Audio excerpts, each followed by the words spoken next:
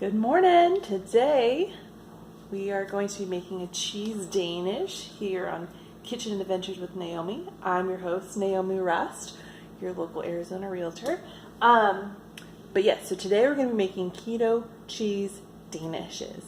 Here's a picture of everything that I will be using today. Okay, so I have my cream cheese softened, 6 ounces. Because we're going to make the cream cheese filling that goes in the Danish first, so it can be set in the refrigerator while we make the crust and everything like that. Okay, I have my cream cheese. We get 1 teaspoon of lemon juice.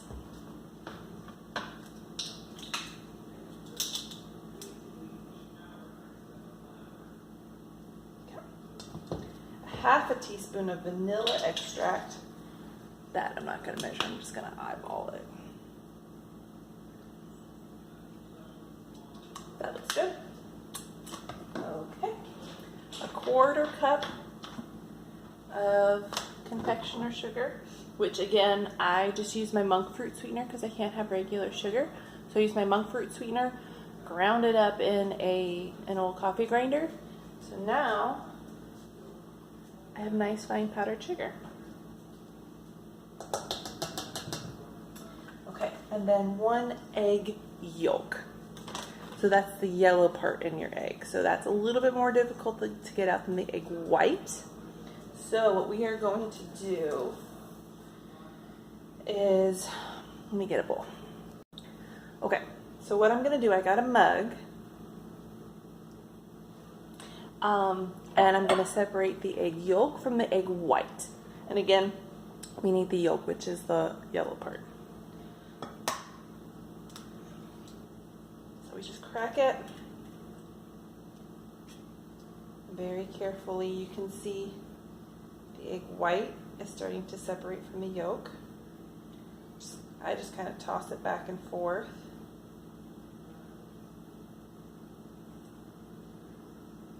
Until all the egg white comes out. And then pour the yolk in there. Toss it. Hold on. Oop. Okay, so since I don't want to waste an egg, I'm going to save that egg white and mix it up for breakfast. So, then we have, okay, so we've got our cream cheese, egg yolk, lemon juice, vanilla, powdered sugar, all in a bowl. And then we're going to whisk it or beat it with a beater. I'm going to try to use the whisker. Usually I just use my beater, but I'm going to try this. And just, oh yeah, that's really easy. Make sure your cream cheese is softened.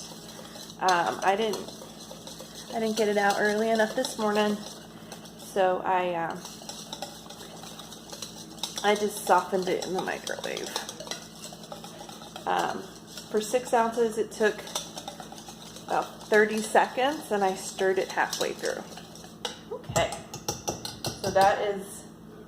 Look at this. Ooh, that's perfect. Hopefully this will turn out better than my raspberry sweet rolls, which tasted fine, did not look fine, were not sweet rolls. It was just a mess. Okay, so now we've got that. And then since that's all done, we're gonna set it in the refrigerator while we do everything else. Okay, so now we are going to make the actual Danish. So we're going to combine the almond flour, coconut flour, and baking powder. So the almond flour is 6 tablespoons. And that doesn't seem like a lot. 2, 3, 4, 5, 6. Sorry, I didn't want to lose count.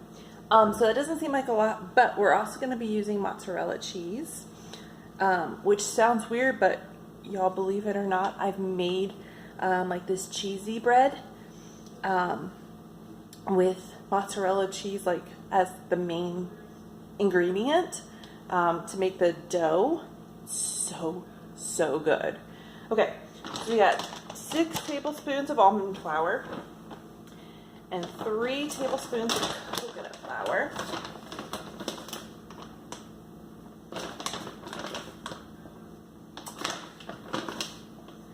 There's 3. Okay. And then almond flour and baking powder. So how much baking powder? Half a teaspoon.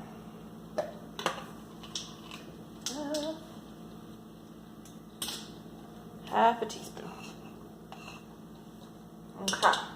So we're going to mix this all up. Yes, I'm using my measuring spoon to mix it up. Remember, as a chef, the least amount of dishes, or as a baker, technically, the least amount of dishes you can use, the better. Because if you've got to clean the kitchen, that's just a pain in the butt when you got like 60 trillion different dishes. Okay. So there is that. Okay. So then, combine well with the whisk. Whoops. Well, we stirred it. So then we melt 4 tablespoons of butter. So I have my 4 tablespoons of butter. Now I'm going to melt it. Okay. So we've melted the butter. And then we add vanilla and sweetener. So this needs half a teaspoon of vanilla.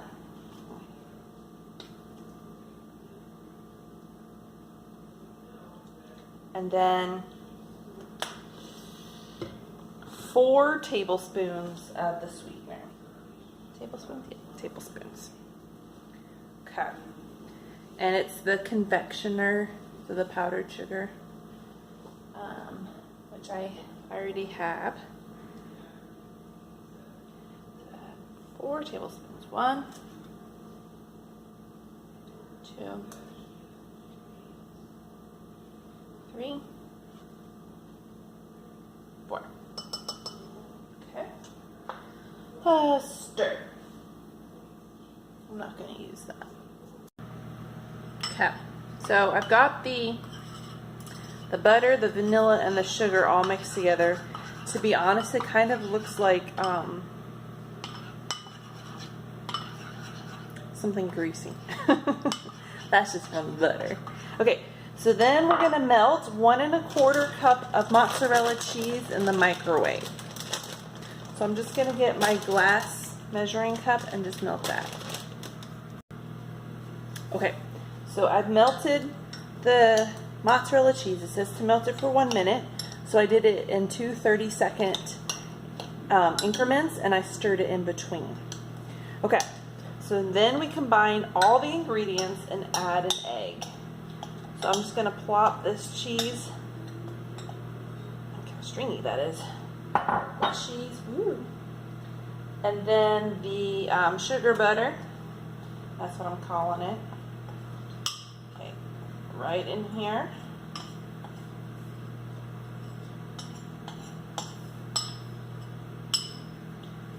And then we're going to add a whole egg.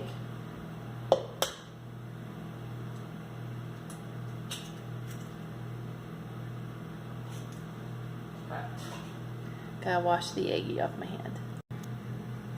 Okay, so we added all the cheese and the flour and the egg and all that. And we stir until batter is combined and the cheese and dough are completely mixed. Which is a little more difficult than it may sound, because I don't know if you've ever tried to melt mozzarella cheese, which is very different than, say, melting like cheddar cheese. It tends to stick in a ball, which makes it like really good when you want to bake things like Danishes or the cheesy bread or things like that. So it's kind of all a little lumpy, but it's as good as I can get it with a spoon.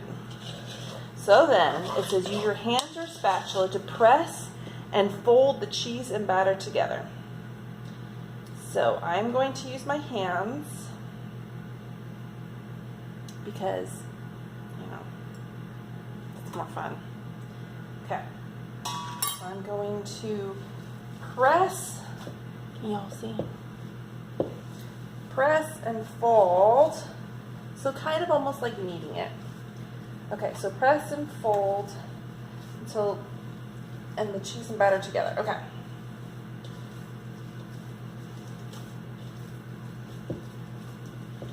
So it really doesn't want to combine super well. Okay. Okay. Reheat for 10 seconds in the microwave. I forgot to tell you, preheat the oven to 400. Okay, so you can get your hands a little wet. So what I did was I filled a Tupperware with just water. I had to get a big one because I had big hands. So I just kind of dip it, and then we're just gonna do what we were doing before. So the water on your hands will help stop the stickiness and will help the outside of the dough roll better.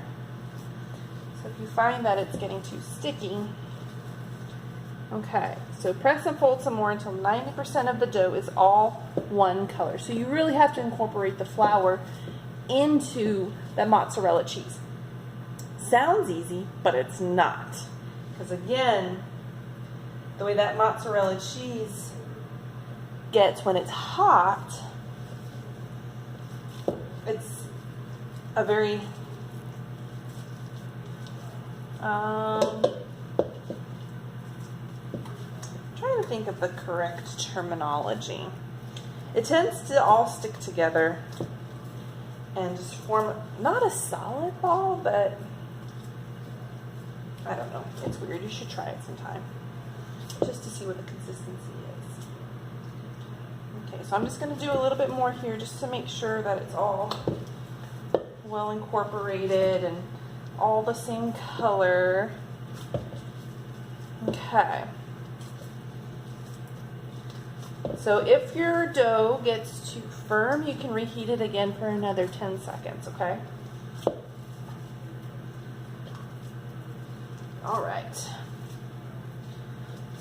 So then I'm going to take it. So now it's actually all sticking together into a ball. See? So then I'm going to take it. I'm going to put it on parchment paper because I like using that. My phone's going to get greasy. Okay. So then we roll it. So it's about, I'm going to put some water on this today. Get my thing back out.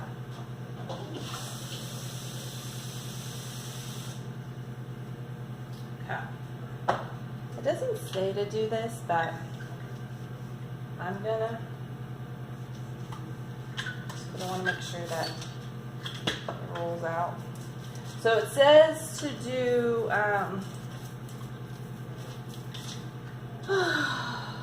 roll out a square approximately the length of the rolling pin,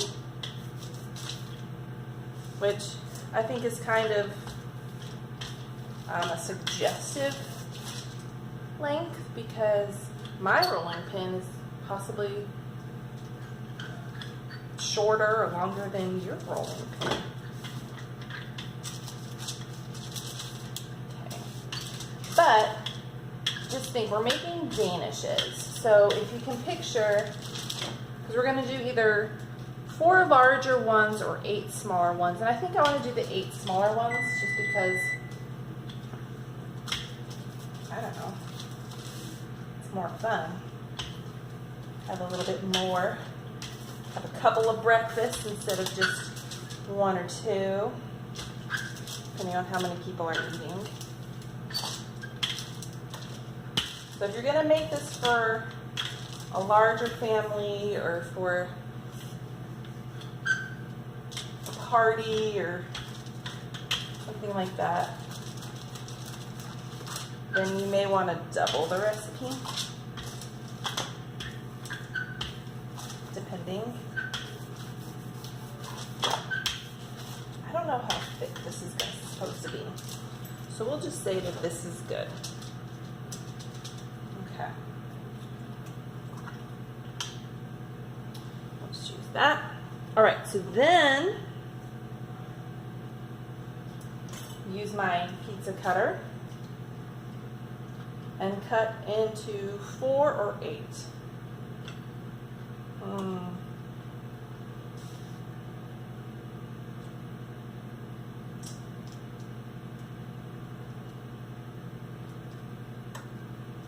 this one's going to be kind of small.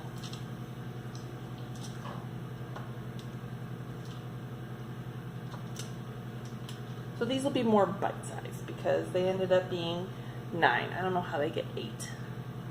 Anyway, okay. So then, math is not my strong suit, just so you know. Okay, so then we get our filling that we made from the fridge.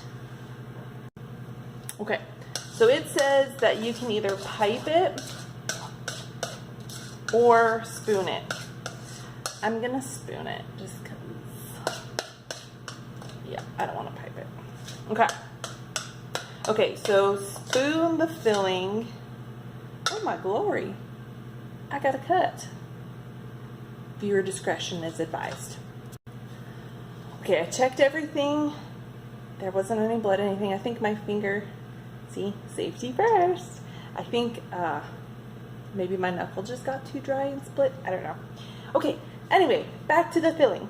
Okay, so we are going to spoon it on top into the center of each Danish. I'm so excited about this. I really hope that these turn out, because I love a Danish and I have not had one in years. So I was very delighted to find this recipe on Pinterest. Yes, Pinterest is where I find basically all my recipes.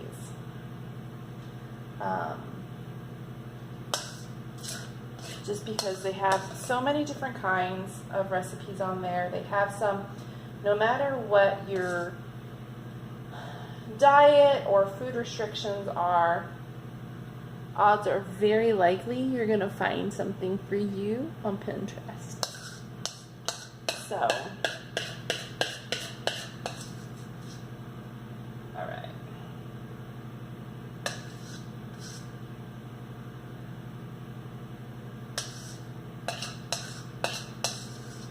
Okay. So I'm going to spread it out a little bit. You don't want to go all the way to the side because then it'll make a mess and spill out. You want to have a little bit of the pastry on the outside. But you also want to make sure you're not just getting a bunch of big bites of pastry.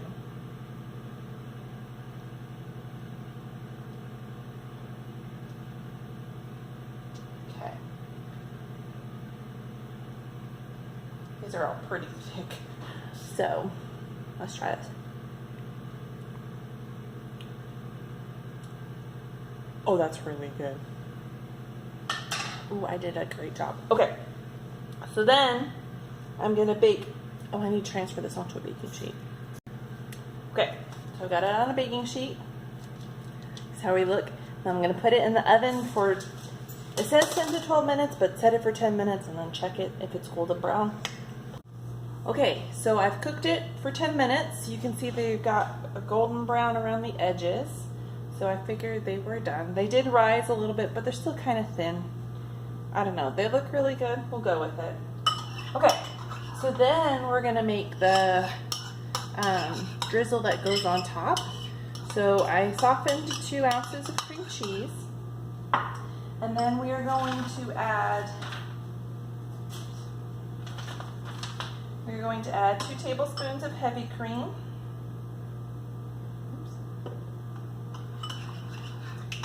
And 3 tablespoons of that powdered monk fruit sweetener.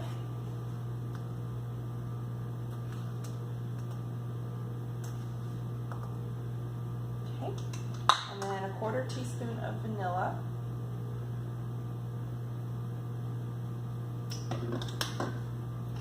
We're just going to mix that all up really good.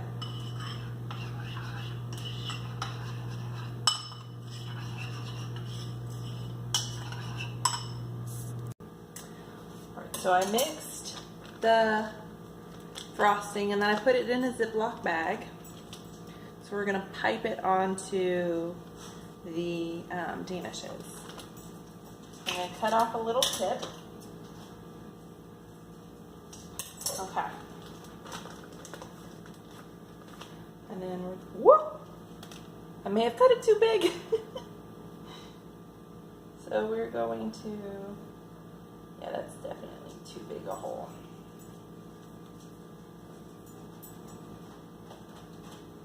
Well,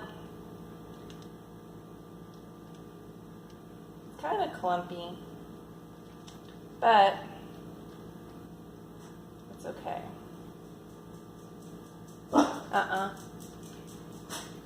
Excuse the dogs in the background. They wanted to get in on the film. Okay, so I'm just gonna kind of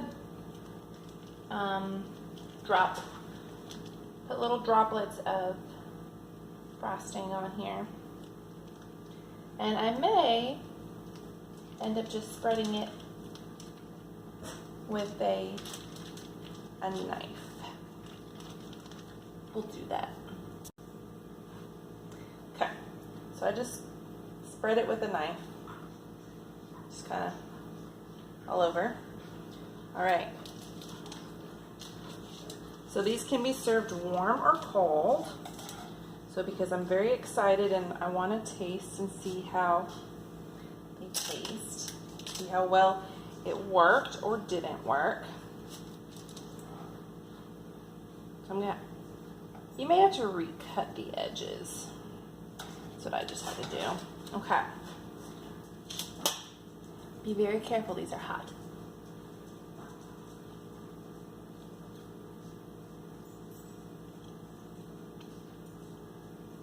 Wow. That's really good.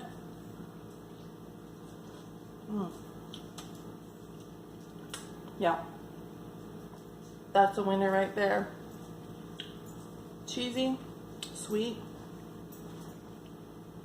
It's really good. Okay. Well, there you have it, folks. Keto cheese Danishes.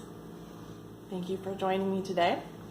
Tune in next time to see what else we can create. And if you are in the central Arizona area and are looking to buy or sell your house, let me know.